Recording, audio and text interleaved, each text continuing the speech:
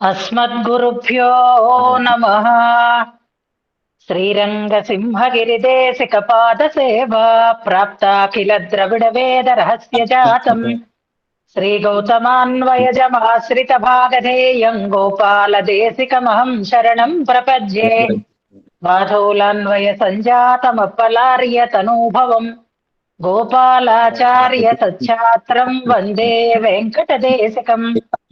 శ్రీవాత్స్య వరదాచార్య పౌత్రం తత్పద సంశ్రయం తాతార్యతనయం వందే రఘునాథాపయం గురుం.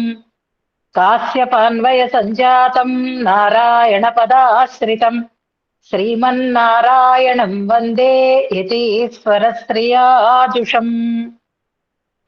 సద్గ్రంథాధ్యయన సంగోష్ఠిని ఈనాటి వ్యాసంగానికి సాదరంగా ఆహ్వానిస్తూ కలిసి ప్రార్థన చేసుకుందాం. శ్రీపరాశర భట్టార్యః శ్రీరంగేశ పురోహితః శ్రీవత్సాంకసుత శ్రీమాన్ శ్రేయసే మేస్తు భూయసే. భట్టార్య గంభీర హృదబ్ది నిర్యత్ దివ్యామృతస్య క్రమయేష భవ్యః. శ్రీరంగరాజస్తవ నామ కోయం ధినోతి నిత్యం విబుధాంతరంగం. శ్రీయతీసాన సిద్ధాంత సర్వస్వామలదర్పణం స్తవోయం రంగరాజస్య భక్త సంజీవనౌషధం. సప్త ప్రాకార మధ్యే సరసిజ ముకుళోద్భాసమానే విమానే కావేరీ మధ్యదేశే మృదుతర ఫణిరాట్ భోగ పర్యంక భాగే. నిద్రా ముద్రాభిరామం కటి నికట శిరః పార్శ్వ విన్యస్త హస్తం పద్మాధాత్రీకరాభ్యాం పరిచిత చరణం రంగరాజం భజేహం. అతంత్రిత చమూపతి ప్రహిత హస్తమస్వీకృత ప్రణీత మణిపాదుకం కిమితి చాకులాంతఃపురం అవాహన పరిష్క్రియం పతగరాజమారోహతః కరిప్రవర బృంహితే భగవతస్త్వరాయై నమః. శ్రీరంగేశయ శరణం మమాసి వాచ్యా వియాలోలత్కమలతటాకతాండవేన స్రగ్భూషంబరమయథాయథం దధానః ధింమామిత్యనుగజగర్జమాజగంథ. ఈనాడు గోష్ఠికి స్వాగత వచనాలను తెలియచేస్తూ మొన్నటి పాఠ్యాంశాన్ని మననం చేసి మన ముందు ఉంచినటువంటి శ్రీదేవి గారిని మనసారా అభినందిస్తున్నాను. వరాహ రూప వైభవాన్ని, ఆ స్వామి ఆ మూర్తిని ధరించి చేసినటువంటి ఆశ్రిత సంరక్షణం, శత్రు నిరసనం, ఈ రెండింటిని భట్టర్ వారు చాలా అద్భుతంగా శ్లోకంలో వర్ణించారు. మనం అనుసంధానం చేసుకున్నటువంటి విషయాలన్నింటినీ కూడా చక్కగా మళ్ళీ జ్ఞాపకం చేస్తూ మననం చేశారు మన శ్రీదేవి గారు. శ్లోకము విషయ వివరణము అంతా చక్కగా సాగింది. వరాహ చరమం దగ్గర తడబాటు వచ్చింది. స్థితే మనసి సుస్వస్తే అనేటటువంటి 2 శ్లోకాలలో అహం స్మరామి మద్భక్తం నయామి పరమాం గతిం అన్న చోట పూర్తిగా తడబాటు వచ్చేసింది. స్థితే మనసి దగ్గర చిన్న చిన్న తేడాలు వచ్చాయి. అది రోజు అనుసంధానం చేసుకుంటాం, కానీ గాభరా అక్కడ ఉండేటటువంటి కారణం ఆ గాభరా వల్ల అలా వచ్చింది. అది కొంచెం సరి చేసుకోకలే, సరిగ్గానే వస్తుంది, కానీ అనుసంధానంలో చిన్న తడబాటు వచ్చింది. ఆ చివరి పాదంలో పదాలు కూడా కొంచెం మారిపోయాయి. అలా కాకుండా చక్కగా దాన్ని జ్ఞాపకం పెట్టుకోవాలి అని సూచన చేయడం తప్ప ఆమె చేసినటువంటి మననంలో మరొక రకంగా ఏది ఎంచటానికి లేదు. చాలా చక్కగా ఏవి ప్రధానమైనటువంటి అంశాలు వాటినన్నింటినీ పరామర్శిస్తూ నిన్న చెప్పుకున్నటువంటి పాఠ్యాంశంలో ఉండేటటువంటి విషయాలను స్మరణకి తెస్తూ స్పష్టంగా హాయిగా మననం చేసినటువంటి మన శ్రీదేవి గారు ఇలాంటి వ్యాసంగం ఇంకా ఇంకా ఇంకా ఇంతకు మించినటువంటి సామర్థ్యంతో చేయాలి. భగవత్ విషయకమైనటువంటి సేవ, సద్గ్రంథాధ్యయనం, మంచి విషయాలని 10 మందితో పంచుకునేటటువంటి ఒక సదవకాశం ఇంకా ఇంకా పొందాలి అని ఆచార్యులని పెరుమాళ్ళని ప్రార్థన చేస్తూ జ్ఞానప్రదుడైనటువంటి యజ్ఞస్మూర్తి అయినటువంటి వరాహస్వామి యొక్క అనుగ్రహం పరిపూర్ణంగా కలగాలి అని ప్రార్థన చేస్తూ ఈనాటి వ్యాసంగాన్ని మనం శ్లోకానుసంధానంతో ప్రారంభం చేసుకుందాం. మొదటిది నిన్నటి శ్లోకం. హర్తుం తమస్సదసతీ చ వివేక్తుమీశో మానం ప్రదీపమివ కారుణికో దదాతి తేనావలోక్య కృతినః పరిభుంజతే తం తత్రైవ కేపి చపలాస్థలభీ భవంతి హృది సురరిపోర్దంష్ట్రోత్థాతే క్షిపన్ ప్రళయార్ణవం क्षितिकुचतटीमर्चन् दैत्यास्त्रकुङ्कुमचर्चया स्फुटदुतसटा भ्राम्यद्ब्रह्मस्तवोन्मुखबृंहितः शरणमसि मे రంగిం మూలకోలతనుర్భవం. ఇందులో చాలా విషయాలని, చాలా శ్లోకాలని, చాలా సన్నివేశాలని మనకి వ్యాఖ్యానంలో ప్రమాణంగా ఇచ్చారు. మనం అనుసంధానం చేసుకోగలిగినవి ఇంకా చాలా ఉన్నాయి. లతాకుమారి గారైతే భాగవతంలో ఈ సన్నివేశంలో ఉండేటటువంటి పద్యాలను చదువుకుందామా అని అన్నారు. చదువుకోవడానికి చాలా ఉంటాయి, కానీ అల్పశ్చ కాల అనేటటువంటిది ఒక్కటే మనని ఇబ్బంది పెడుతూ ఉండేటటువంటి స్థితి. అంచేత ఇంకా ప్రహ్లాద చరిత్ర ఇవాళ నుంచి నృసింహావతార వైభవాన్ని చెప్పుకుంటే ఇంకా ప్రహ్లాద చరిత్ర భాగవతంలో, అది పోతన భాగవతంలో చెప్పనే అక్కర్లేదు. ఏ పద్యమైనా హృదయంగానే సాగుతుంది. కానీ మనకి ప్రస్తుతం అనుసంధానం చేసుకునేటటువంటి అవకాశం లేదు. ఆ వరాహమూర్తి యొక్క ఆ గొప్పతనాన్ని, ఆ వైవిధ్యాన్ని చాలా చక్కగా మనకి భాగవతంలో, సంస్కృత భాగవతంలో, తెలుగు భాగవతంలో, మనకి దివ్య ప్రబంధాలలో, పురాణాలలో చాలా అందంగా అనుసంధానం చేస్తారు. మనకి శక్తి ఉన్నంత మేరకు మనం దాన్ని అనుసంధానం చేసుకున్నాం. విష్ణు సహస్రనామంలో, స్తోత్రంలో ఉండేటటువంటి నామాలు మహాశృంగ దగ్గర నుంచి కృతాంత కృత్ అన్నారు. అవి రెండు పక్క పక్కనే ఉంటాయి. తర్వాత మళ్ళీ దాన్ని సర్దుకున్నారు. మహావరాహ గోవింద అనేటటువంటి 4 నామాలు అని మనం చెప్పుకున్నాం. ఇంకా ఉంటాయి చాలా, ధరణీధర ఇలాంటి నామాలు చాలా ఉన్నాయి. వాటిని అక్కడక్కడ ఉన్నాయి. ఇవి 4 వరుసగా ఉన్నాయి కాబట్టి వీటిని గుర్తుపెట్టుకుందాము అని అనుకున్నాం మనం. అందులో మహావరాహ అనేటటువంటి నామం ఉంది చూసారా? శ్రీ విష్ణు సహస్రనామ స్తోత్రానికి పూర్వ పీఠికలో ఏ నామాలని గురించినటువంటి ప్రస్తావన చేస్తున్నాము అని చెప్తారు అంటే, ఋషిభి పరిగీతాని తాని వక్ష్యామి అని భీష్మ పితామహులు ధర్మరాజుకి చెప్పినటువంటి మాటని గుర్తు తెచ్చుకుంటే, అవి ఋషుల చేత కీర్తనం చెయ్యబడినటువంటి నామములు అని మనం అనుసంధానం చేసుకుంటాం.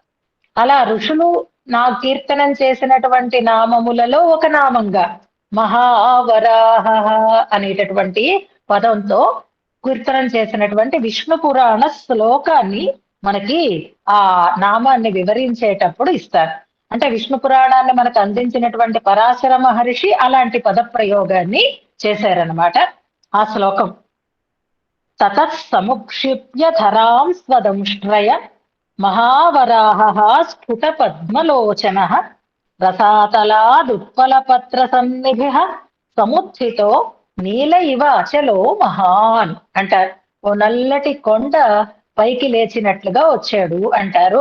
ఉత్పల పత్ర సన్నిభ అంటారు. నల్ల కలువల రంగులో ఉన్నటువంటి వారు. శ్వేతవరాహము ఉంటుంది, అలాగే మామూలు నీలతనువు కలిగినటువంటి వరాహము ఉంటుంది. అది కూడా మనకి తెలిసినదే. యజ్ఞ వరాహము అనేది మొట్టమొదటిగా కీర్తింపబడింది. ఆ వరాహ రూపాన్ని పొందినటువంటి స్వామిని ఆ రకంగా కీర్తించారు అని అనుకుంటారు. మహావరాహ స్ఫుట పద్మలోచన అనేటటువంటి ఈ నామాలు, ఈ మహావరాహము అనేది విష్ణు పురాణంలో ప్రయోగింపబడింది. అందుకే ఇక్కడ వరాహావతార పరంగా మహావరాహ అని ఈ నామాన్ని వ్యాఖ్యానం చేశారు అని అంటారు. నీలాచలంలా ఆయన ఉన్నాడు అనడం కేవలం లాంఛనం మాత్రమే. నిజానికి కొండలతో కూడినటువంటి భూమండలాన్ని అంతటినీ కూడా తాను తన దంష్ట్ర మీద చివరిలో పెట్టి ఉంచాడు. అంటే ఓ చిన్న దుంపలా ఉంది అంటేనే ఆయన రూపం ఎంత పెద్దది అనేది మనకి తెలుస్తూనే ఉంటుంది. అలాంటి చాలా పెద్దదైనటువంటి రూపాన్ని ధరించినటువంటి మహావరాహ అనే దాంట్లోనే ఆ మహత్వాన్ని మనం తెలుసుకోగలగాలి అని ఒక్కదాన్నే మనం ఇవాళ అనుసంధానం చేసుకుందాం. అలాగే మానమిలాపర్ణియాం అంటుంది మనకి నాచ్యార్ తిరుమడిలో ఉండేటటువంటి ఈ వరాహ రూపాన్ని గురించి అమ్మ ప్రస్తావన చేసిన భూదేవి, ఆమె భూదేవి స్వరూపమే అమ్మవారు, ఆండాళ్ళమ్మవారు. ఆమె చెప్పినటువంటి మాటలో తన వారి కోసం స్వామి ఏ రకమైనటువంటి శరీరాన్నైనా పరిగ్రహిస్తాడు అని భూదేవి కోసం ఆయన చేసినటువంటి అవతారాన్ని చెప్తుంది. పాసి చూర్చు కిళంద పార్మఘట్కు పండొరునాడ్ మాసుడంబిల్ నీర్వారా మానవిలా పన్నియాం தேசுடைய தேவர் తిరువరంగ చెల్వనార్ మానమిలా పన్నీయాం అని అనడంలోనే నీరు బురద, పంది బురద మెచ్చు పన్నీరు మెచ్చునా అని ఒక వ్యవహారం కూడా మనకు వచ్చింది. ఎంత పన్నీటి తటాకంలో దాన్ని పడుకోబెట్టినా అది వెళ్ళి మళ్ళీ బురద గుంటలోనే చేరుతుంది. అంతే ఆ బురదని, ఆ నీటిని ఒంటి నిండా అడుసుని పూసుకొని ఉండేటటువంటి ఆ వరాహం లాంటి అవతారాన్ని ఎత్తడానికి కూడా ఏమాత్రం సంకోచించకుండా ఎత్తి ఆయన భూమిని ఉద్ధరించాడు. కాబట్టే ఆయన తేసుడయ్యా, తేవర్ అని ఆయనే శ్రీరంగనాథుడు అంటుంది అమ్మ. అక్కడ ఇంకా చాలా ఉన్నాయి, కానీ ఆ వివరాలన్నీ మనం చెప్పుకోవాలి. ఈ వరాహమూర్తి దగ్గర మాత్రం తప్పకుండా అమ్మవారి యొక్క ఈ పాసురాన్ని జ్ఞాపకం పెట్టుకోవాలి. మానవిలా పన్రి తేసుడయ్య తేవనార్ అన్నటువంటి పద ప్రయోగాలని మనం జ్ఞాపకం పెట్టుకోవాలి. ఇక్కడ ఇవాళ మనం ఒక కొత్త భావన చేసుకుంటూ ముందుకు వెళ్ళిపోదాం. మనది కాదు, పెద్దల భావనే, వేదాంత దేశకుల భావన అన్నమాట. అంటే భట్టర్ వారు ఈ అవతార వైభవాన్ని చెప్పడంలోనే ఒక కొత్తదనం మనకి కనిపిస్తోంది. సన్నివేశాలు మనకి చాలా అందంగా అనిపిస్తున్నాయి. వీటితో పాటుగా ఇప్పుడు మనం వటపత్ర సాయి యొక్క వైభవాన్ని తెలుసుకున్నాం, మహావరాహం యొక్క వైభవాన్ని అనుసంధానం చేసుకున్నాం. దశావతార స్తోత్రంలో ఒక్కొక్క అవతారానికి ఒక్కొక్క కారణాన్ని చెప్తూ ఇచ్ఛామీన విహారకచ్చప మహాపోత్రిన్ అనే అంటారు. అంటే ఆ వరాహ అవతారం యొక్క ఆ మహత్వాన్ని మనకి తెలియచేస్తారు. ఇప్పుడు వేదాంత దేశకులు వరదరాజ పంచాశత్ అనేటటువంటి ఒక స్తోత్రంలో వ్యక్తం చేసినటువంటి ఒక అందమైనటువంటి భావనని మనం తెలుసుకుందాం. సరే, పోతన భాగవతం అవన్నీ ఇప్పుడు మనకు ఉంటాయి కాబట్టి. వటపత్ర సాయి చిన్న మూర్తి, ఆకు చిన్నది, ఆ ఆకులో పడుకున్నాడు. ఆయన చిన్న పసిపిల్లవాడు, సజ్యోజాత అన్నవతర్ణకం అని అన్నారు కాబట్టి ఆయన ఉదరంలో మొత్తం ఈ చరాచర ప్రపంచమంతా కూడా ఒదిగి ఉంది. ఈ మొత్తం బ్రహ్మాండాలన్నింటినీ కడుపులో పెట్టుకొని ఉన్నాడు ఆయన. ఆ కడుపులో ఉన్నటువంటి ఆ బ్రహ్మాండాలన్నీ కూడా ఇరుక్కొని లేవు, సవికాసమేవ అంటారు అతిమానుషస్తవంలో ముక్త శిశువు అన్నప్పుడు. ఇది మనకి వటపత్ర సాయి అవతారం దగ్గర కనపడినటువంటి సన్నివేశం కదా. ఇప్పుడు వరాహమూర్తి యొక్క సన్నివేశం దగ్గర చూస్తే ఆ వరాహమూర్తి యొక్క మెడ విదలుస్తే ఆ కదలిక వల్ల బ్రహ్మగారు తిరిగిపోయి స్తోత్రం చేస్తే ఈయన ఒక అనుకూలమైనటువంటి ధ్వనిని చేసాడు అని తెలుసుకున్నాం మనం. ఆ అనుకూల ధ్వని అభయప్రదానం అని అనుకుందాం. రాముడు కృష్ణుడు అయితే మానవ రూపంలో ఉన్నారు కాబట్టి మాటలతో చెప్పారు. ఇది వరాహ రూపంలో ఉన్నాడు కాబట్టి ఈయన ఒక బ్రహ్మణం, ఒక బృంహితాన్ని చేశాడు, ఒక ధ్వనిని చేశాడు, గుర్ఘుర రావాన్ని చేశాడు అని మనం అనుకున్నాం. ఇప్పుడు అపేక్ష వరాహం ఎంత ఉంది, ఇవన్నీ కూడా మనకి పురాణాల్లో ఉంటాయి. 100 యోజనాల ఈ తిరియక్ కాబట్టి అదా ఉంది.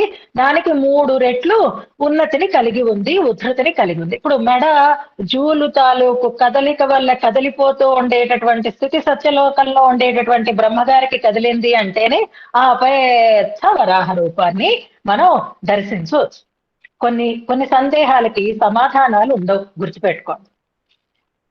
అలాంటి ఒక సందేహాన్ని వ్యక్తం చేస్తున్నారు ఇందులో. వటపత్ర సాయి అయినప్పుడు నీ కడుపులో ఒదిగిపోయినటువంటి భూమిని గురించి మేము కనుక ఆలోచన చేసుకుంటే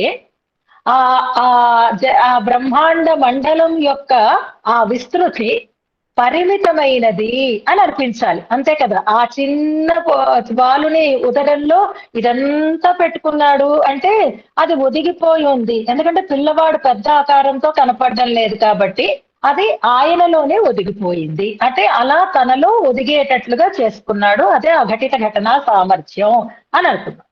ఇప్పుడు ఈ భూగోళం అంతా కూడా, ఈ బ్రహ్మాండ మండలం అంతా కూడా పరిమితమైనదా అపరిమితమైనదా అని మనకి సందేహం కలిగితే, వటపత్ర సాయిగా చూసినప్పుడు మనం అందులో ఒదిగింది కాబట్టి పరిమితమైనది అని అనుకుందాం ఒక్క క్షణం.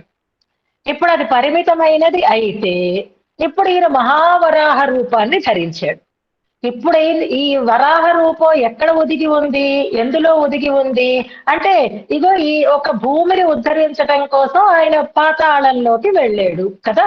ఇప్పుడు ఈ వరాహ రూపము బ్రహ్మాండం కంటే పెద్ద వరాహము, ఇది మహావరాహము అని మనం అనుకుంటున్నాం. కాబట్టి ఈ మహావరాహం బ్రహ్మాండాన్ని మించినటువంటి ఆకారంలో ఉన్నటువంటి ఈ వరాహము ఎప్పుడు ఎందులో ఒదిగిపోయింది అంటే, ఇదిగో ఈ భూమండలంలో, ఈ బ్రహ్మాండంలోనే ఒదిగి ఉంది.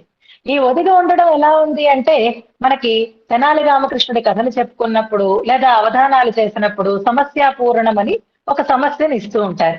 అందులో కుంజరయూధంబు దోమ కుత్తుక చొచ్చన్, ఇది మనకు బాగా ఆ తెనాలి రామకృష్ణ సినిమాలో కూడా బాగా తెలుస్తుంది. కాబట్టి ఓ పెద్ద ఏనుగుల సముదాయము దోమ కుత్తుకలోకి చేరింది. దీన్ని సమర్థించమని సమస్యగా ఇస్తాడు కదా. ఇప్పుడు ఈ మహావరాహ రూపుడైనటువంటి స్వామి ఈ భూమండలంలో, ఈ బ్రహ్మాండంలో ఒదిగి ఉండడం అనేది కుంజరయూధం దోమ కుత్తుక చొచ్చటం లాంటిది అనుకోవచ్చు. ఒక చీమల పుట్టలోకి ఓ పెద్ద ఏనుగు దూరితే ఎలా ఉంటుందో అలా ఉంది. ఈ పాతాళంలోకి, ఈ బ్రహ్మాండంలో పాతాళంలోకి వెళ్ళి దోస్తతో భూమిని ప్రకలించి ఆయన చెయ్యడం. ఈ రెండు చూస్తూ ఉంటే స్వామి, ఆ బ్రహ్మాండం పెద్దది నీ పొట్టలో ఒదిగి ఉంది అని నిన్ను మెచ్చుకోవాలా, లేక ఆ బ్రహ్మాండం చిన్నది ఈ మహావరాహమైనా నిన్ను నిలుపుకుంది అని అనుకోవాలా? అప్పుడు భూమి ఆయన కడుపులో ఒదిగి ఉంది. ఇప్పుడు భూమి పైన ఉంది. ఆ భూగోళంలో, ఆ బ్రహ్మాండంలో ఈ మహావరాహం దూరగలుగుతోంది అంటేనే ఆ వరాహమూర్తి ఒక పెద్ద ఏనుగులా ఉంటే, ఈ భూమి ఒక చిన్న ఈ బ్రహ్మాండం, భూమి కాదు నిజానికి భీమ బ్రహ్మాండ కటాహానికి అంటుకొని ఉంది. ఇది ఎలా ఉంది అంటే, అది ఒక చీమల పుట్టలా ఉంది. చీమల పుట్టలోకి ఏనుగు దూరితే ఎలా ఉంటుందో అలా ఉంది. ఆశ్చర్యం కదా. అది నీ కడుపులో పెట్టుకున్నావు, చిన్నదనుకుంటే ఇప్పుడు పెద్దది అనిపిస్తోంది. పెద్దదని ఎందుకు అనిపిస్తోంది అంటే, నీ రూపం అందులో ఇముడుతోంది కనుక అని దేశకులు చాలా అద్భుతమైనటువంటి భావనని ఆ వటపత్ర సాయి అవతారంలో ఉండేటటువంటి స్వామి యొక్క చేష్టకి, మహావరాహ రూపుడే చేసినటువంటి ఈ అవతార చేష్టని కలిపి భావిస్తూ, అదే ఎలా ఒదిగిపోయిందయ్యా, ఆ దాంట్లో నువ్వెలా ఒదిగేవయ్యా అంటూ ఓ అద్భుతమైనటువంటి భావనని ప్రకటిస్తారు. రెండు అవతారాలని మనం ఒకేసారి అనుసంధానం చేసుకుంటున్నాం అంటే, ఒక గ్రంథంలోనే వరుసగా అనుసంధానం చేసుకుంటున్నాం. కాబట్టి ఆయన శతయోజన విస్తీర్ణం ఉచ్ఛ్రితం త్రిగుణం తతః, అలాంటి పెద్ద రూపం అన్నమాట. అలాంటి ఆ రూపము స్వామి ఈ దీంట్లో ఒదిగిపోయాడు. బాలాకృతేర్వటఫలా సమితస్య యస్య, ఇది వరదరాజ పంచాశత్ అనేటటువంటి స్తోత్రంలో 21వ శ్లోకం. తర్వాత వస్తుంది మనకి నృసింహ రూపాన్ని గురించినటువంటి శ్లోకం. బాలాకృతే వటఫలా సమితస్య యస్య, పిల్లడే వటదళంతో సమానంగా ఉన్నాడు, అంత చిన్న రూపంలో ఉన్నాడు అంటే బ్రహ్మాండ మండలమభూదుదరైక దేశే, ఆ పిల్లడిలో కడుపులో ఒక పక్కకి ఒదిగి ఉంది బ్రహ్మాండ మండలం అంతా. తస్యైవ తద్వరద హంత కథం ప్రభూత వారాహమాస్థితవతో, వరాహ రూపాన్ని పొందినటువంటి ఆయనకే ఈ బ్రహ్మాండం వపురు అద్భుతంతే, అది ఈ వరాహం ఇమిడేటట్లుగా ఆ బ్రహ్మాండం ఎలా మారింది అనేది చాలా ఆశ్చర్యంగా ఉంది. బ్రహ్మాండ మండలం బాలుని ఉదరంలో ఒదిగి ఉంది వటపత్ర సాయిగా ఉన్నప్పుడు, ఆయన బృహద్ రూపం బ్రహ్మాండంలో ఒదిగిపోయింది వరాహ రూపాన్ని పొందినప్పుడు అంటూ ఆ మహావరాహాన్ని గురించి ప్రస్తావన చేస్తారు. ఆ వరాహము మృగం అంటారు. మనకి జలచరము స్థలచరము, తర్వాత స్థలచరమైనటువంటి వరాహము, దీని గురించి చెప్పుకున్నాం. మృగము అని వ్యవహారం. మృగము అంటే వెతికేది, వెతకబడేది అని రెండు అర్థాలు ఉంటాయి. వెతకేదాన్ని మృగమని అంటారు, వెతకబడేదాన్ని మృగము అని అంటారు. ఈ వరాహాన్ని మృగం నువ్వు అని వెక్కిరిస్తున్నాడు హిరణ్యకశిపుడు. అందులోకి వెళితే మరి ఇవాళ కూడా మనకి వరాహావతారమే అవుతుంది కాబట్టి నేను వెళ్ళడం లేదు, నిగ్రహించుకుంటున్నాను అనమాట. ఆ భాగవతంలో ఉండే అంశాలని దగ్గరికి వెళ్లకుండా ఉండడం కోసం నిగ్రహించుకుంటున్నాను. ఆ హిరణ్యాక్షుడు చాలా వెటకారం చేస్తున్నాడు. నువ్వు పెద్ద జంతువులా ఉన్నావు అంటాను చూసారా, అలా మృగం అంటే స్తోత్రం చేసినట్టే అనిపిస్తుంది. అది నిజమే, మృగమే పరమాత్మ. వెతుక్కుంటూ వెళ్ళేవాడు ఆయనే, వెతికి పట్టబడేవాడు ఆయనే. యోగులైనటువంటి వారందరూ కూడా స్వామిని వెతికి దర్శనం చేస్తారు కనుక ఆయన వెతకబడేవాడు ఆయన అవుతాడు.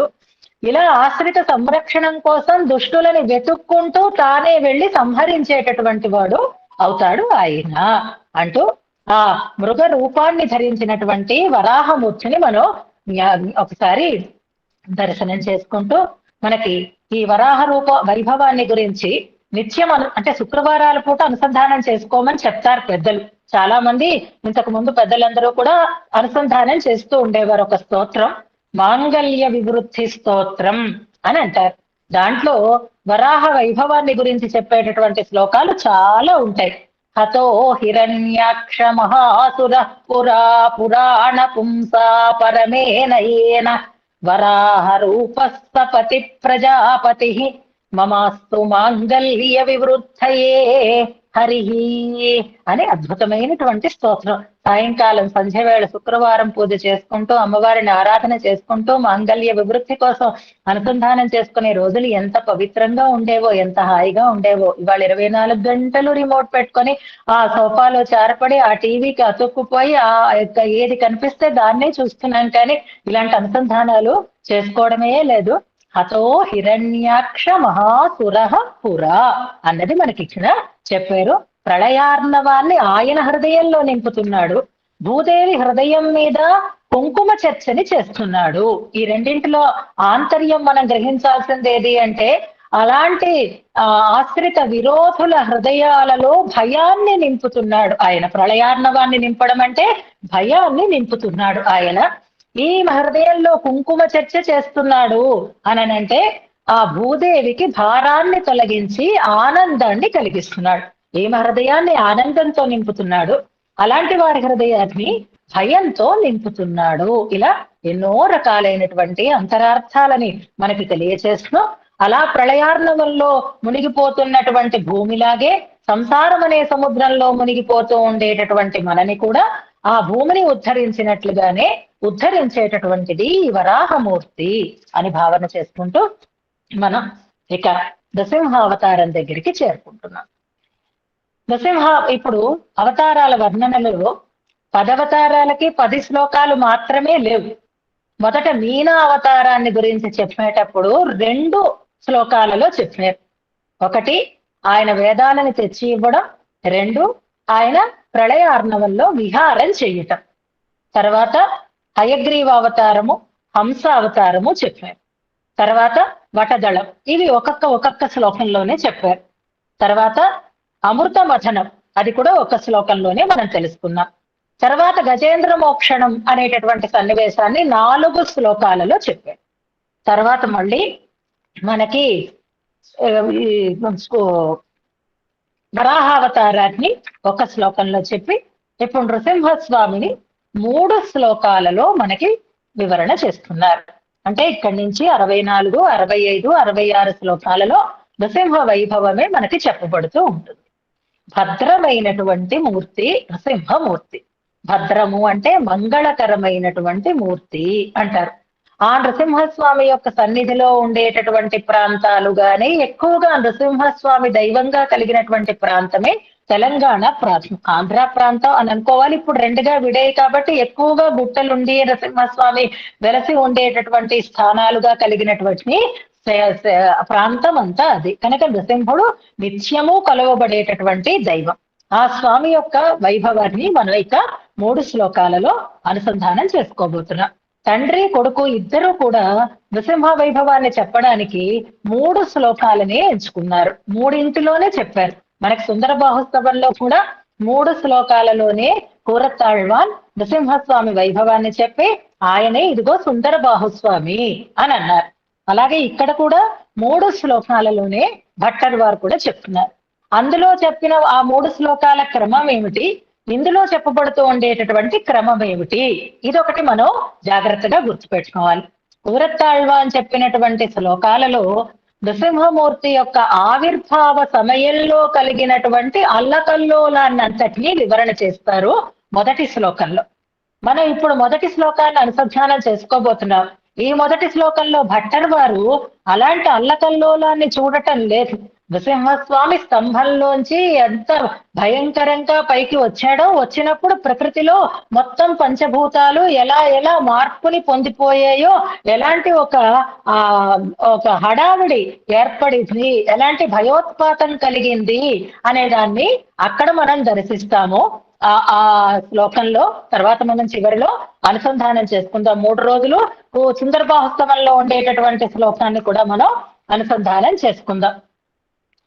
ఇప్పుడు ఇందులో భట్టర్ వారు వరాహమూర్తిలో అంత కోపాన్ని చూపించినటువంటి భట్టర్ వారు ఇక్కడ నరసింహమూర్తిలో ఇంకా ఎంత రౌద్రమైనటువంటి రూపాన్ని చూపిస్తారో అని అనుకోక్కర్లేదు. ఇక్కడ ఒక అందమైనటువంటి రూపాన్ని మనకి దర్శింప చేస్తున్నారు. సౌందర్య దర్శనం చేయిస్తున్నారు నృసింహమూర్తిలో. మొట్టమొదట మనం చేసేది సౌందర్య దర్శనం. ఎంత అందంగా ఉంది ఈ మూర్తి, ఎంత అందంగా ఉంది ఈ మూర్తి అనిపిస్తోంది అందరికీ. ఇలాంటి మూర్తి తప్ప విడివిడిగా మాకు మానవుడు అక్కర్లేదు, విడివిడిగా మాకు సింహము అక్కర్లేదు అనిపించే అంత అందంగా ఘటితమై ఉండేటటువంటి మూర్తి ఇది అంటున్నారు. నృసింహస్వామి అనేసరికల్లా మనం ఉగ్ర రూపాన్ని చూస్తాం. ఉగ్రం వీరం మహావిష్ణుం అని నృసింహ మంత్రంలో ఆ ఉగ్రత మనకి కనిపిస్తుంది. కానీ భట్టర్ వారు ప్రారంభం ఆ ఉగ్రతని చూపిస్తూ చెయ్యటం లేదు, ఆ సౌందర్య దర్శనం చేయిస్తున్నారు. శ్లోకాన్ని మనం అనుసంధానం చేసుకుందాం. హాయిగా ఆ నృసింహస్వామి సర్వవ్యాపకుడు అయి ఉన్నటువంటి ఆ నృసింహస్వామికి దాసోహ సమర్పణం కావిస్తూ శ్రీరంగంలో వేంచేసి ఉన్నటువంటి వ్యాపి రూపమపి గోష్పదయిత్వా అన్నట్లుగా సర్వాంతర్యామిగా ఉండేటటువంటి తన రూపాన్ని కూడా చిన్నదిగా చేసుకుని ఆ గోపురం మీద వేంచేసి ఉండేటటువంటి స్వామిని పూర్వశతకంలో భట్టర్ వారు దర్శింపచేశారు. ఇప్పుడు ఆ హిరణ్యకశిపుణ్ణి సంహరించటానికి ఆయన ఎదురుచ్ఛగా ధరించినటువంటి అందమైనటువంటి రూపాన్ని మనకి దర్శింపచేస్తున్నారు. శ్లోకం చదువుకుందాం. నృహరి దశయోః పశ్యన్ ఔత్పత్తికం ఘటనాద్భుతం నరముత హరిం దృష్ట్వైకైకం సముద్విజతే జనః ఇతి కిల సితాక్షీరన్యాయేన సంగమితాంగకం స్ఫుటసట మహాదౌష్ట్రం రంగేంద్ర సింహముపాస్మహే. మళ్ళీ నృహరి దశయోః పశ్యన్ ఔత్పత్తికం ఘటనాద్భుతం నరముత హరిం దృష్ట్వైకైకం సముద్విజతే జనః ఇతి కిల సితా క్షీరన్యాయేన సంగమితాంగకం స్ఫుటసట మహాదౌష్ట్రం రంగేంద్ర సింహం ఉపాస్మహే.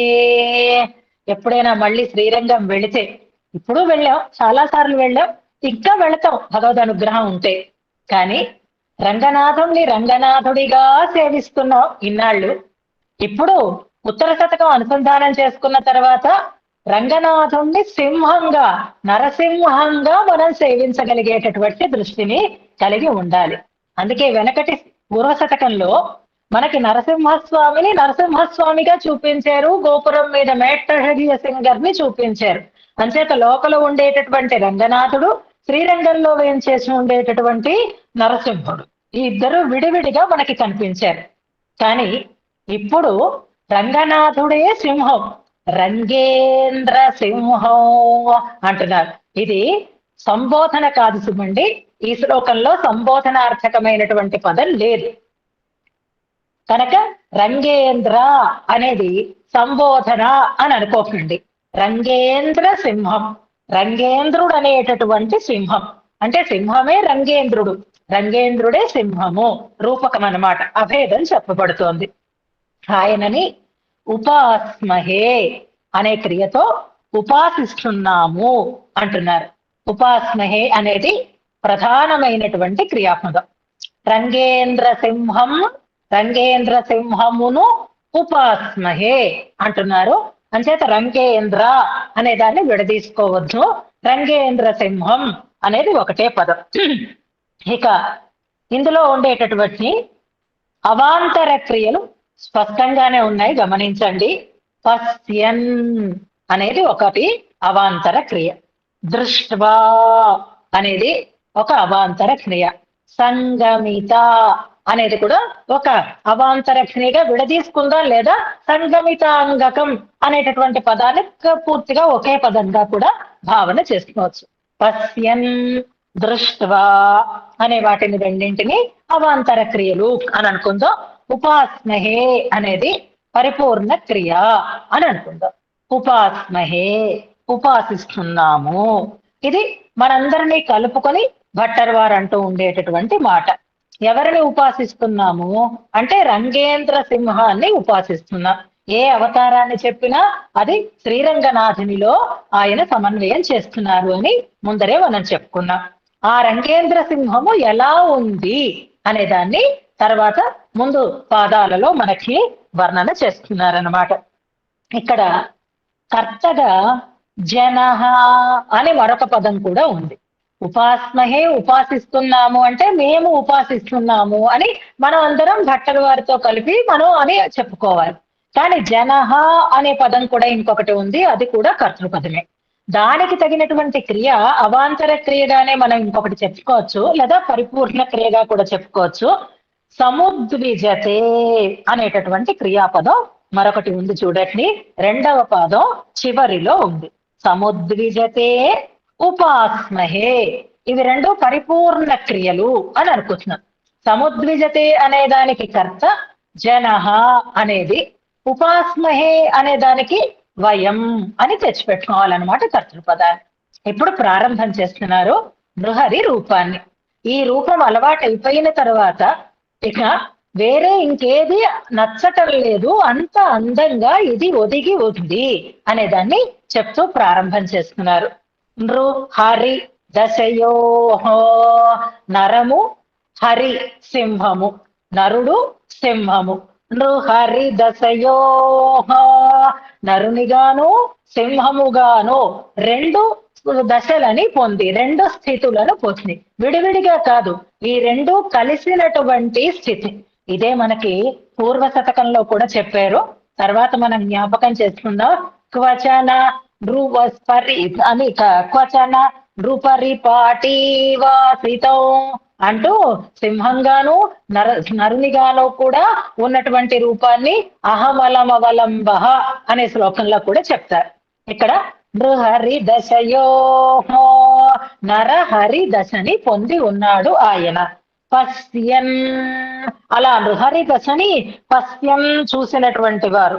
ఈ నృహరి దశను పొందడం అనేది ప్లాన్ చేసి చేశాడా లేక యాదృచ్ఛికంగా జరిగిందా? ఇది ఒకటి మనం జ్ఞాపకం పెట్టుకోవాలి.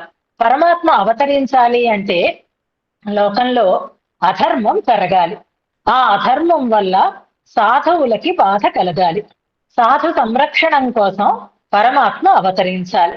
అలా అవతరించమని దేవతలందరూ ప్రార్థన చెయ్యాలి. ఎంతో ప్రాసెస్ ఉంటుంది దానికి. బ్రహ్మాది దేవతలందరూ కూడా భూభారాన్ని తగ్గించమని, రాక్షస సంహారాన్ని చెయ్యమని ప్రార్థన చేస్తే రామకృష్ణాది అవతారాలన్నీ ధరించి ఆయన వచ్చాడు అని అంటున్నాం.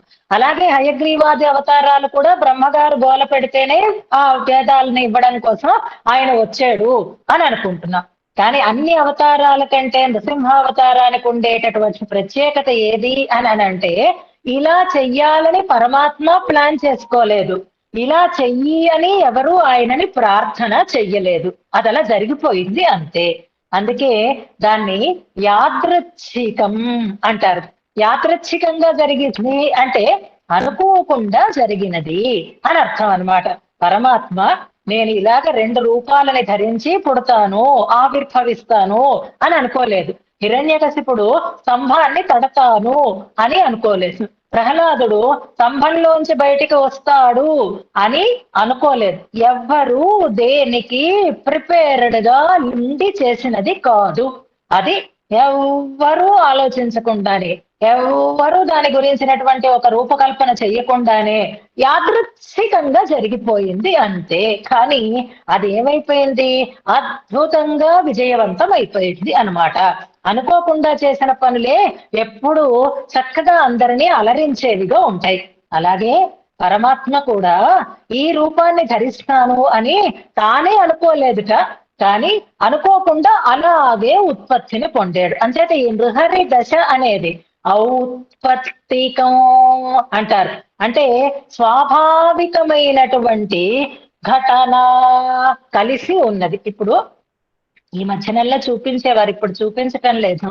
పిల్లలు మామూలుగా ఒక తల, 2 చేతులు, 2 కాళ్ళు ఇలా పుడితే అది సహజమైనటువంటి ఒక రూపం.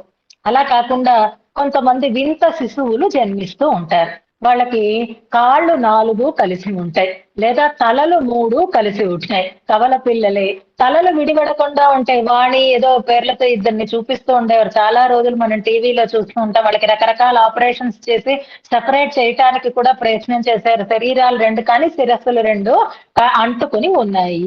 ఇలా వింత శిశువుల జన్మని మనం చూస్తూ ఉంటే, ఆ శిశువులని చూస్తే, ఆ రూపాలను చూస్తే మనకు ఒక రకమైనటువంటి జుగుప్స, ఒక రకమైనటువంటి భయం, ఒక రకమైనటువంటి ఏవగింపు కలుగుతుంది తప్ప ఇది సహజమే అని అనిపించదు. మళ్ళీ మళ్ళీ చూడాలి అని అనిపించదు. కానీ జరుగుతూ ఉంటాయి అలాంటి సన్నివేశాలు. అలాగే యాదృచ్ఛికంగా ఇప్పుడు ఈ సింహమును, ఈ నరుడును ఈ 2 కలిసి రావడం అనేటటువంటి ఈ రూపం కనిపించేసరికల్లా ఏవగింపు కలుగుతోందా? భయం కలుగుతోందా? ఏటిలా ఉంది అని వింతగా అనిపిస్తోందా? లేక అబ్బాయి ఎంత బాగుంది అని అందంగా అనిపిస్తోందా? అంటే ఔత్పత్తికం ఘటన అంటున్నారు. మన మెడ మీద తలకాయ ఉందనుకోండి, ఆ మెడ మీద తల ఉండడం అనేది ఎంత సహజ సిద్ధమైనదో, ఎంత స్వాభావికమైనదో, ఆ మెడకి ఆ తలకి ఆ ఆ పొందిక ఎంత సహజంగా ఉంటుందో, ఆ ఘటన అంటే ఆ 2 పొదిగి ఉండడం అనేది ఎంత సహజ సిద్ధంగా ఉంటుందో, ఈ దృశ్య మానవ శరీరానికి సింహము తల కూడా అలాగే సుఘటితమై ఉంది. ఏమి వింతగా అనిపించలేదు, ఏమి కొత్తగా అనిపించలేదు, ఏమిటిలా ఉంది అని అనిపించలేదు. సరికదా? అంతేకాదు, ఇప్పుడు ఇలా తలలు అతుక్కొని పుట్టి, చేతులు అతుక్కొని పుట్టి, కాళ్ళు అతుక్కొని పుట్టి, కడుపులు అతుక్కొని పుట్టి, ఇలా పుట్టారనుకోండి పిల్లలు. ఇలాంటి పిల్లలు ఇంకా కావాలి అని ఎవరైనా కోరుకుంటారా? తప్పదు కనుక భరిస్తారు. కానీ ఈ నృహరి ఆవిర్భవించిన తర్వాత మిగిలినటువంటి జనాలకందరికీ కూడా, వీళ్ళు వాళ్ళు అని లేదండి, అందరూ అంటే ఒక్కడి జనహ అని ఏకవచనం చెప్తున్నారు కానీ అందరికీ కూడా ఏమనిపిస్తోందిట అంటే, మనిషి మనిషిగా కనిపిస్తే నచ్చట్లేదుట, సింహం సింహంగా కనిపిస్తే నచ్చట్లేదుట. ఎలా అనిపిస్తోంది వాళ్ళకి అంటే, అదే సింహం ఏంటి ఇలా ఉంది, కిందన సింహం తిరియక్కలో ఉందేంటి, అసలు మానవ శరీరం ఉండాలి కదా అని అనిపిస్తోందిట.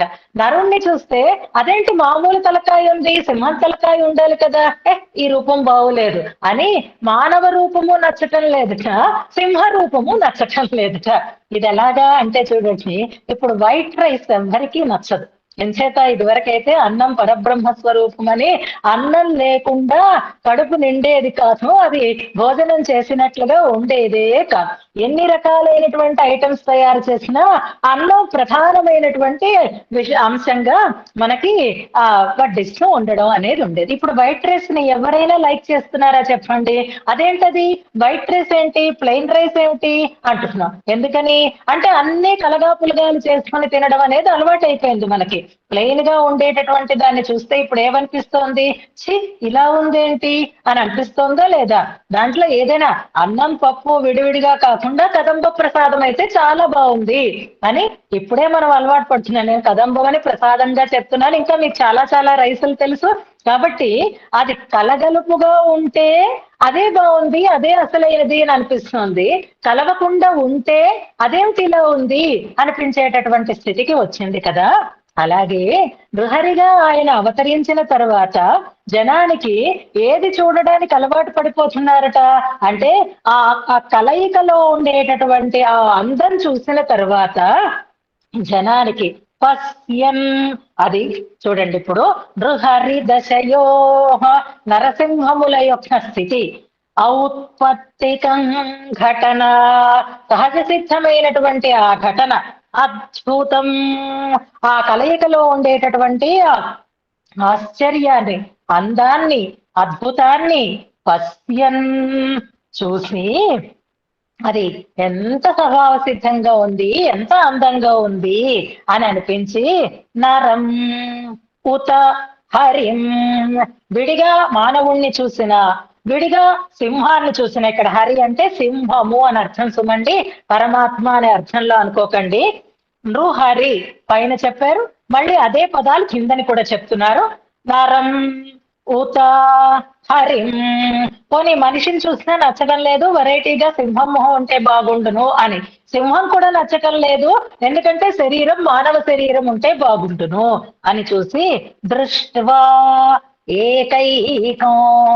అమ్మా, ఈ శ్లోకాలు కఠినంగా ఉన్నాయి అని మీకు అనిపించింది మొదట, కానీ ఇప్పుడు చూడండి అన్ని పదాలు సులభంగానే ఉంటున్నాయి. చూడండి, నరం ఉత హరిం దృష్ట్వా, చూసి, ఎలా చూసి, ఏకైకం దృష్ట్వా, విడివిడిగా చూసి, అలా వీటిని రెండింటిని విడివిడిగా చూసి, జనః సముద్విజతే, లేదా పశ్యన్ జనః, చూస్తూ జనాలు, సముద్విజతే, ఉద్వేగాన్ని పొందుతున్నారు అంటున్నారు.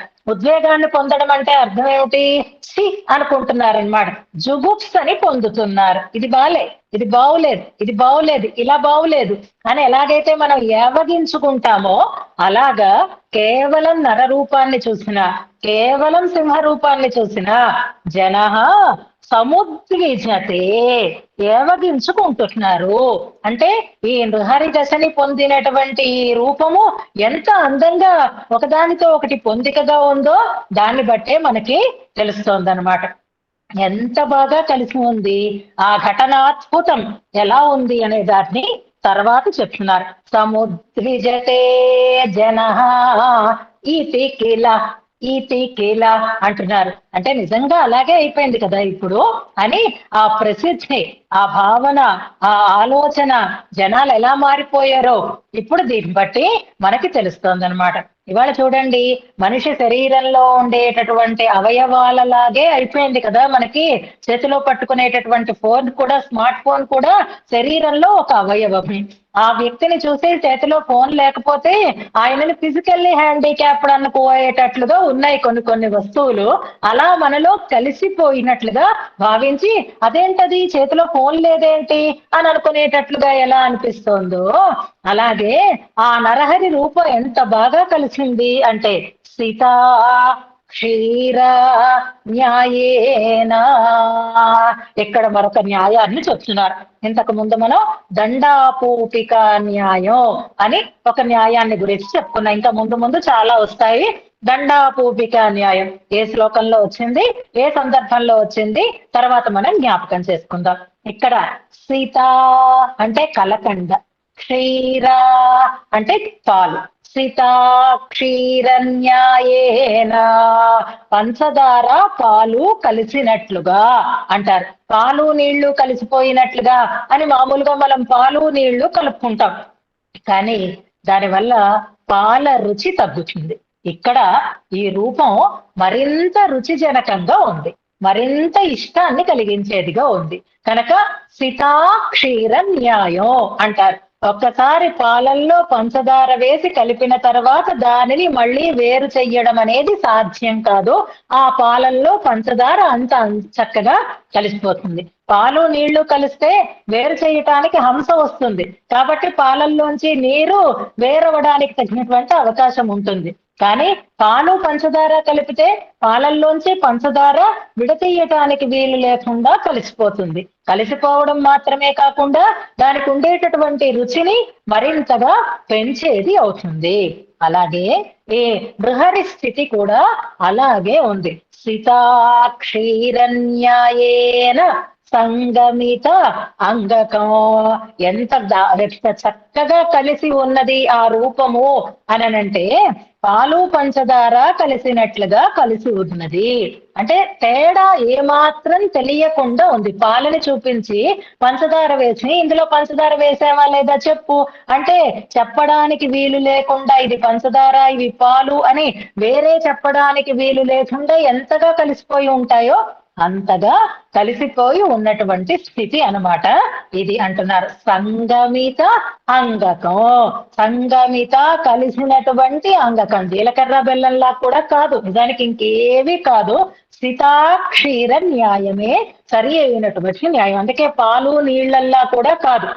మాలో కలిసిపోవాలండి, మాలో కలిసిపోవాలండి అని అంటూ ఉంటాం. ఇది వరకు పెళ్లి చేసిన తర్వాత ఆడపిల్లకి అత్తగారి చేతిలో పెట్టి అప్పచెప్తే మాలో కలిసిపోవాలండి, మాలో ఒకటి అయిపోవాలి అంటే మా స్వభావాలకి తన స్వభావానికి తేడా లేకుండా ఈ కోడలు ఆ ఇంట్లో కలిసిపోవాలని కోరుకుంటూ వచ్చేవారు. అలాగే అప్పచెప్పేటప్పుడు ఆ అత్తగారికి తల్లిగారు చెప్పారు కడుపులో పెట్టి చూసుకోండి వదిన అనేవారు. కడుపులో పెట్టుకోవాలంటే ఇప్పుడు ఇంత పెద్ద పిల్లని కడుపులో ఎలా దూర్చుకుంటారు? వటపత్ర సాయి కాదు కదా ఎవరైనా సరే. కడుపులో పెట్టి చూసుకోవడం అంటే అర్థం ఏమిటి అంటే దోషాలు బయటికి కనపడనివ్వకుండా ప్రేమతో చూసుకోమని. ఇలాంటి పదాలు, ఇలాంటి మాటలు, ఇలాంటి వ్యవహారాలు మర్చిపోతూనే ఉంటాం.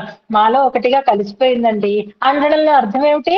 సితాక్షీర న్యాయేన. ఇప్పుడు ఆ పిల్ల ఆ ఇంట్లో కోడల్లా కనిపించటం లేదు, ఆ ఇంట్లో ఉండేటటువంటి వ్యక్తులలో తాను కూడా ఒకటిగా అయి కలిసి ఉండేటటువంటి స్థితి వచ్చిందనమాట.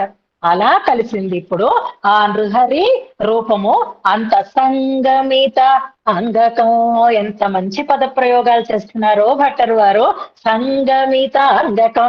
ఇప్పుడు ఆ స్తంభాన్ని తట్టాడు హిరణ్యకశిపుడు, అందులోంచి ఓ ఉగ్ర రూపం వచ్చింది, ఒక వింత రూపం వచ్చింది.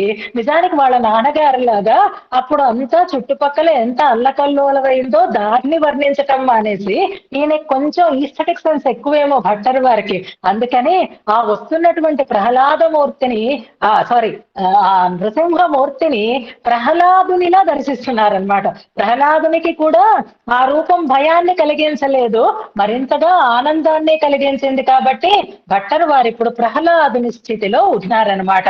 ఆ భట్టర్ వారిలోనే మనమందరం కూడా ఉండి ఆ నృసింహమూర్తిలో ఉండేటటువంటి ఆ అందాన్ని దర్శిస్తున్నాం.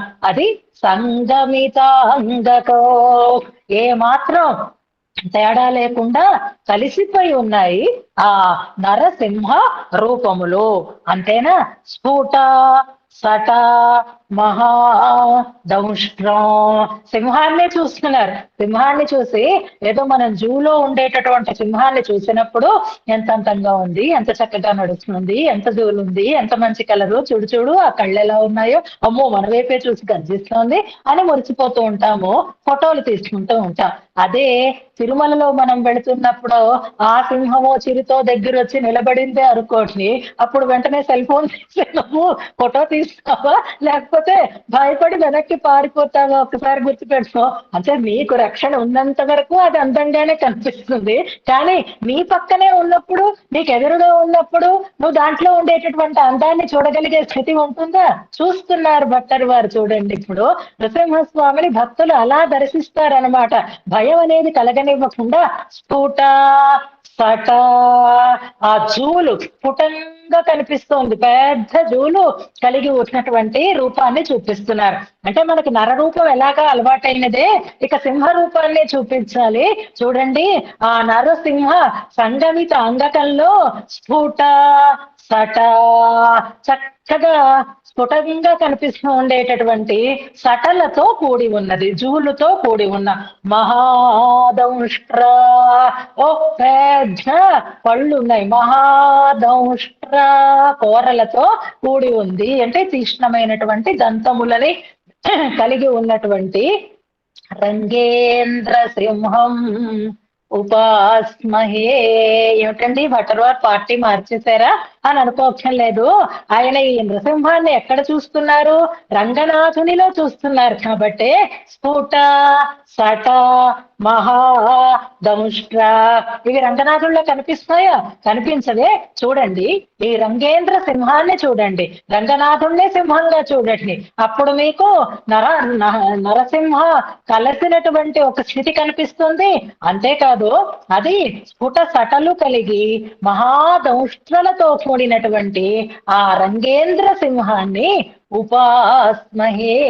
ఉపాసన చేసేటప్పుడండి మనకి నచ్చినటువంటి రూపాన్ని మనం సదా ధ్యానిస్తాం. ఉపాసన అంటే భక్తితో ప్రీతితో సదా దాన్నే తలుస్తూ ఉండేటటువంటి స్థితిని ఉపాసన అని అంటారు. అలాంటి ఈ సింహాన్ని, రంగేంద్ర సింహాన్ని ఉపాస్మహే, ప్రీతితో కొలుస్తాము, ప్రీతిగా ధ్యానిస్తాము అని ఉపాస్మహే అని రంగనాథునిలో నృహరి రూపాన్ని మనకి తెలియచేస్తున్నారు. ఆ నృహరి రూపం సంగమితాంగకమై ఉంది అంటున్నారు. ఆ కలయిక చాలా అద్భుతంగా ఉంది అంటున్నారు. ఈ రూపాన్ని చూసిన తర్వాత విడివిడిగా మానవుణ్ణి కానీ సింహాన్ని కూడా చూడడానికి ఎవ్వరూ ఇష్టపడడం లేదు అంటున్నారు. అలాంటి రూపము పాలు పంచదార కలిసినట్లుగా చాలా అందంగా ఉంది అని మొట్టమొదటిగా నృసింహ రూపంలో ఉండేటటువంటి సౌందర్యాన్ని మనకి తెలియజేస్తున్నారు ఈ శ్లోకంలో. ఇక్కడ మనం గుర్తుపెట్టుకోవాల్సినది, భట్టరు వారికి ఈ రకమైనటువంటి భావన కలగడానికి కారణము ఇది నారసింహ వపుః శ్రీమాన్ అనేటటువంటి నామం దగ్గర ఇదే భావనని మనకి భట్టరు వారు తెలియజేస్తున్నారు. మొన్ననే మనం అనుకున్నాము, ఇంకొక చోట కూడా శ్రీమాన్ అనేటటువంటి మాటని ప్రయోగించారు అని అనుకున్నాం. ఏది ఆ శ్రీమంతమైనటువంటి రూపము అని అనుకుంటున్నాము? ఎక్కడ మనకి ఇది వచ్చింది? 3 చోట్ల శ్రీమాన్ అని వచ్చింది అని అనుకుంటున్నాం. ఒకటి మొట్టమొదట నారసింహ వపుః శ్రీమాన్, మరొకటి అనిర్దేశ్య వపుః శ్రీమాన్, మరొకటి అగ్రణీర్ గ్రామణీ శ్రీమాన్ అనేటటువంటి 3 నామాలని మనం అనుసంధానం చేసుకున్నాం. ఈ శ్రీమాన్ అనేది ఏ అవతారం దగ్గర మనం సమన్వయం చేసుకోవాలనుకున్న వెనుకటి శ్లోకంలో మీరు పెడతారు, ఒకసారి జ్ఞాపకం చేసుకోండి. 3 చోట్ల శోభ కలిగినటువంటి వాడు అన్నప్పుడు, శోభ కలిగిన అని అన్నప్పుడు ఆ శోభ 3 రకాలుగా 3 చోట్ల సమన్వయం చేస్తారు. నెంబర్లు పెట్టుకున్నప్పుడు అవతారము చెప్పుకున్నాం. మత్స్య కమలలోచన అన్నప్పుడు అగ్రణీర్ గ్రామణి శ్రీమాన్, శ్రీమాన్ అని శ్రీనయనాభ. వెరీ గుడ్, ఇది కరెక్ట్ అనమాట. శ్రీనయనాభోత్సుర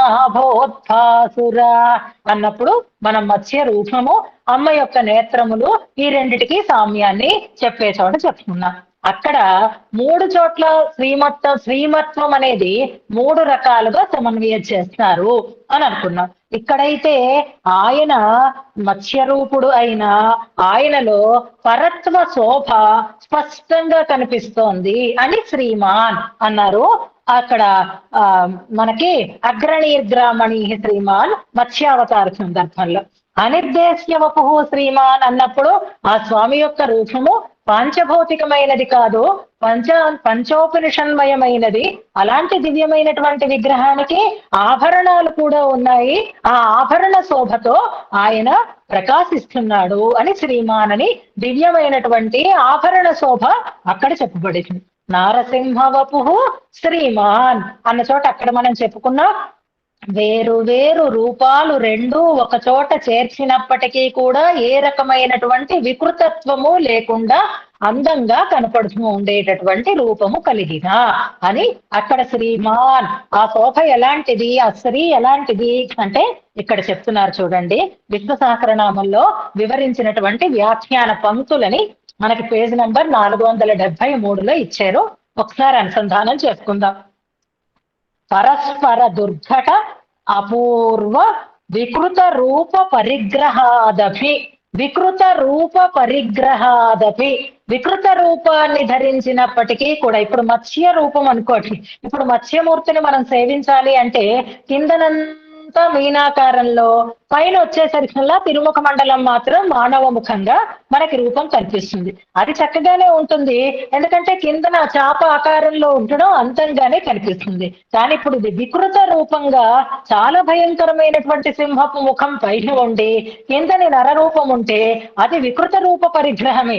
అయినప్పటికీ కూడా సౌందర్య లావణ్యాదిభి అతి మనోహర దివ్య రూప, అతి మనోహరమైనటువంటి దివ్య రూపము అని చెప్తారు. అందుకే తత్ర సింహత్వయో సుఘటితత్వం పశ్యతాం, అక్కడ ఈ రెండు కలిసి ఉన్నటువంటి ఈ తీరు చూసి శుద్ధిమదన్యన్రు మాత్రం సింహమాత్రం వా దృష్ట్వా జుగుప్సా జాయేత అని అక్కడ కూడా భట్టర్ వారు ఇలాగే వివరణ చేస్తారు. ఆ భావనని ఈ శ్లోకంలో కూడా మనకి తెలియచేస్తున్నారు. అది శ్రీమత్వం అనే దాన్ని మనం అనుసంధానం చేసుకుందాం. అంటే రెండు చక్కగా పొందికగా కలిసి ఉండడము అనే ఒక అందమైతే, మరొకటి ఇక్కడ సితాక్షీరన్యాయేన అని అంటున్నారు. ఇదొక విషయం ఇక్కడ మనం జాగ్రత్తగా గమనించాల్సిన అంశం ఒకటి ఉంది. నరం కలంద సింగమాయ్ అంటారు ఇరండాం తిరువధనాదిలో ఆళ్వార్ల మనస్సులలో ఉండేటటువంటి భావాలనే ఈ కలయిక, ఈ సుఘటితత్వాన్ని మనకి తెలియచేస్తున్నారు. ఎంతో మంది ఆళ్వార్ల పాసురాలని ఇక్కడ మనకి ప్రమాణంగా చూపిస్తున్నారు. అవి ప్రమేయంగా తీసుకుని ఈ భావాన్ని భట్టర్ వారు ప్రకటించారు అని అనుకోవచ్చు. దానితో పాటుగా సితాక్షీరన్యాయేన అంటున్నారు. ఇప్పుడు ముందున్న వాళ్ళు ఆళ్వార్లు, వాళ్ళ భావనలని పొంది చక్కగా స్తోత్రాలు చేస్తున్నటువంటి వారు భట్టర్ వారు. భట్టర్ వారి ప్రేరణతో, భట్టర్ వారి శ్లోకాలు ప్రేరణగా తర్వాత ఉండేటటువంటి ఆచార్యులు తమ వ్యాఖ్యానాలను వివరించటం. ఆళ్వార్ల పాసురాలకి ఆ వ్యాఖ్యానాలు చేసినటువంటి ఆచార్యులు చాలా మంది ఉన్నారు. అందులో నంబిళ్ళై వారి ఈడు వ్యాఖ్యానం అద్భుతమైనటువంటి వ్యాఖ్యానం. నంబిళ్ళై వారి వ్యాఖ్యానంలో వ్రాసినటువంటి ఆ పంక్తులు భట్టర్ వారి యొక్క భావనలనే ప్రతిబింబిస్తాయి ఉంటాయి అనడం అనేది ఒక విశేషం. ఇక్కడ సితాక్షీరన్యాయేన అన్నదానికి నంబిళ్ళై వారు రాసినటువంటి వ్యాఖ్యానం, నరసింహత్వంగల్ சேர்ப்பானோ கண்ட சர்க்கரையும் போலே நரத்வ సింహత్వంగల్ సేర్ పాలుం కండ సర్కరయం పోలే సంఘటితమాన నరసింహమాయ్. ఈ రెండు పాలు కండ చక్కెర చేరి ఉన్నట్లుగా ఉన్నాయి అంటూ ఆగంసేర్ నరసింహమదాగి అనే తిరువాయుమొഴി పాసుర వ్యాఖ్యానాన్ని ఇక్కడ ఇస్తున్నారు.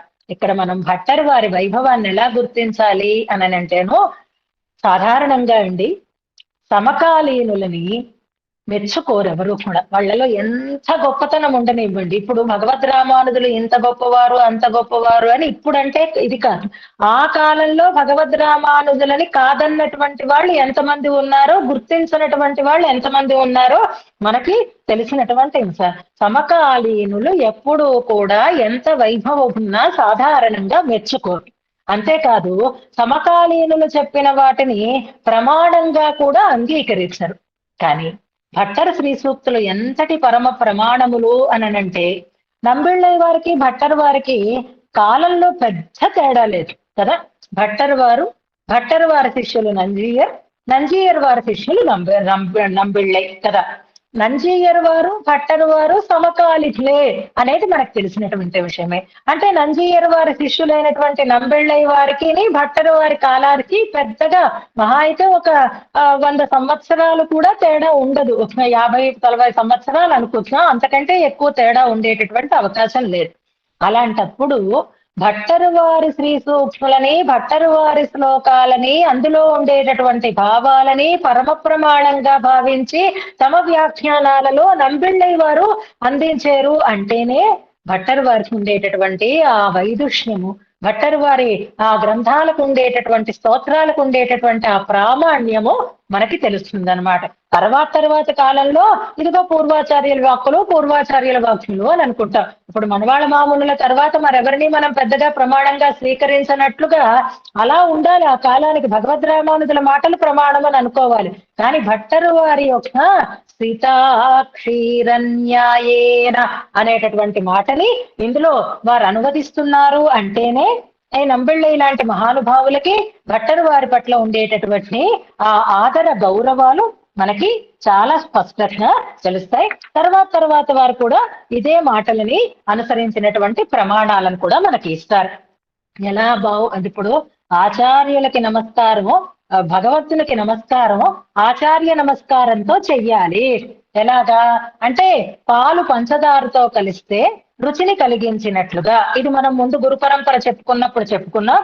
భగవద్వందనం స్వాధ్యం గురువందన పూర్వకం క్షీరం శర్కరయాయుక్తం స్వదతేహి విశేషత.